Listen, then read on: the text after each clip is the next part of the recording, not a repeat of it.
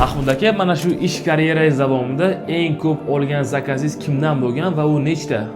Men uchun juda ham tarixni eslatgan savol bo'ldi, lekin mijoz ismini ayta olmayman.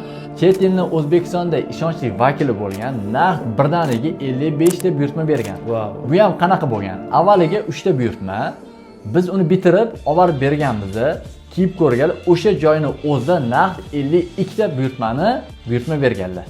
Ya'ni hammasi oq rangda bo'lgan. Umumiy hisobda bitta mijozdan 55 ta ko'ylak buyurtma olgan bo'lsak, tikish muddati esa 15 kunda buyurtmani yetkazib berishimiz shart edi. Summa qancha bo'lgan 55 ta ko'ylakka? Qancha pul berishgan sizga? Xo'p, 55 ta ko'ylakning summasi agar hozirgi kunda men sotayotgan ko'ylakning narxi bo'ladigan bo'lsa, hozirgi kursda hisoblaganda 4500 dollardan yuqori bo'lgan.